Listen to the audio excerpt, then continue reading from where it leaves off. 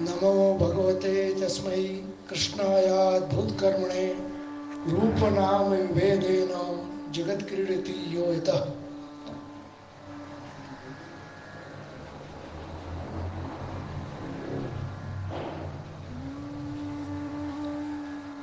प्रिय वैष्णवजनों,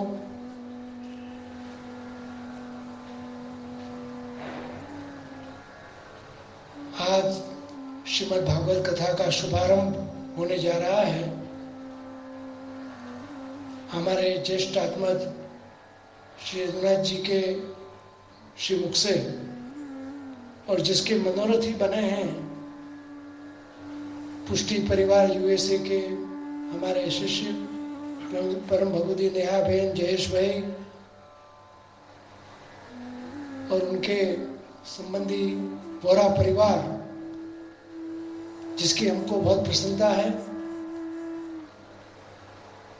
परिजनों, अब कोरोना काल भी समाप्ति के आरे में है ऐसा लग रहा है, क्योंकि बहुत व्यथित हुए 8-10 महीने सब जने, किंतु अब उसकी विषमता कम होने लगी है। भगवत कृपा से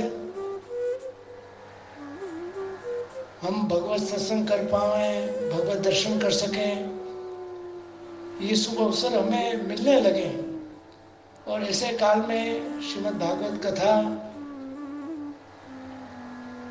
और वो भी वल्लभाचार्य वंशज के जब श्रीमुख से होती है तो उसका अनेक लाभ, अनेक गुणा लाभ बढ़ जाता है, क्योंकि श्री महाप्रभु जी ने श्रीमद् भागवत का मंथन किया।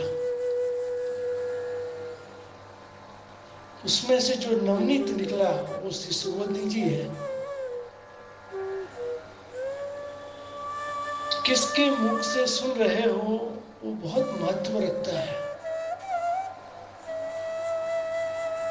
आचार्य बालक के मुखारबिंद से जो कथा होती है उसमें षोडश ग्रंथ भी आते हैं, वार्ता साहित्य भी आता है, शिक्षा पत्र भी आता है, पुष्टि संप्रदाय के अनेक ग्रंथ का समाविष्ट हो जाता है। और ये कथा हमें अपने स्वरूप की पहचान कराती है। श्रीमद् भागवत गुरु श्रीनाथ जी का शब्दात्मक स्वरूप है।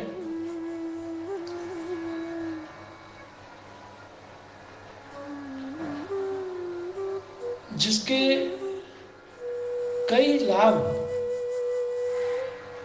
श्रीमद् भागवत में भी गिनाए गए हैं, आचार्यों ने भी बताया है कि अभय तत्व को देने वाली ये कथा है।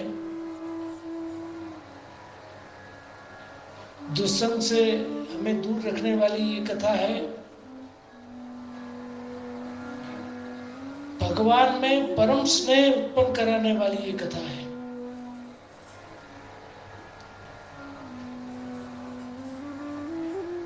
आत्मनिवेदन के पश्चात भी जो स्वरूप विस्मृति हो गई हो, तो फिर से अपने स्वरूप की पहचान इस कथा के माध्यम से होती है। मैं कौन हूं, मेरा क्या कर्तव्य है और मुझे क्या करना चाहिए।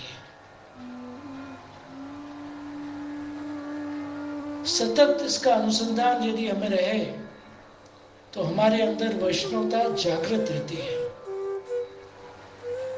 श्री वल्लभ भी आज्ञा करते हैं कि वैष्णव भी सहजम, सहजता से हमारे अंदर वैष्णवता आ जावे और सतत भगवत नाम यदि हम लेते रहें, वदति भिरेव सततम, श्री कृष्ण शरणम मम का सतत रटन स्मरण मनन चिंतन सदा काल के लिए हमें करते रहना चाहिए, जिससे लौकिक आवेश ना आवे और भगवत भाव हमेशा के लिए जागृत रहे। जो है पर नजर नहीं आते हैं वो ब्रह्म तत्व है। जो नहीं है और नजर आती है वो भगवान की माया है। अहंता, ममता जो हमें भगवत आसक्ति से दूर ले जाती है, मोह माया के बंधनों में बांध देती है, किंतु यदि हमारा सत्संग दृढ़ रहा और निरंतर हमें अपने स्वरूप का ज्ञान रहे तो कभी भी हम चलायमान नहीं होने पाते हैं। और ये कथा के माध्यम से जो विश्व के अनेक देशों में इसका प्रसारण होने जा रहा है, सभी लोगों को ये भाव को पोषित करेगी। पोषणो तदनुग्रह, भाव का पोषण होता है। जब भगवत कथा होती है, भगवत सत्संग होता है, तो हमारा भाव दृढ़ बनता है और हमें लौकिक से अलौकिक की तरफ ले जाता है। यदि भगवत भाव दृढ़ रहा तो कभी भी हम चलायमान नहीं होने पाएंगे। कैसी भी विषम परिस्थिति आवे, पर हमारी दृढ़ता यदि रही तो स्वरूप विस्मृति से हमको बचाती है। तो आज इसे पावन अवसर पर मेरी बहुत बहुत शुभकामना इस परिवार को है कि जो निमित्त बनके वैष्णव जनता को ये लाभ मिल रहा है। जब हम निमित्त बनते हैं तो ठाकुर जी हमको चुनते हैं। सत्य संकल्प हो तो विष्णु नाने था तो करिष्यति। अच्छे विचार उनकी कृपा से आते हैं और अच्छे मनोरथों को पूर्ण करना भी ठाकुर जी का ही कार्य है। ऐसे सुंदर विचार आने और उसके लिए हमको निमित्त बनावे प्रभु, तो हमारा जीवन का परम सौभाग्य है।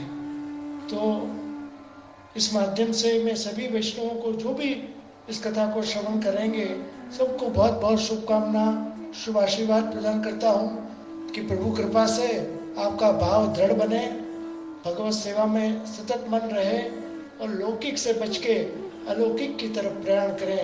इसी शुभकामना के साथ अपनी वाणी को यही विराम करता हूँ। शुभ।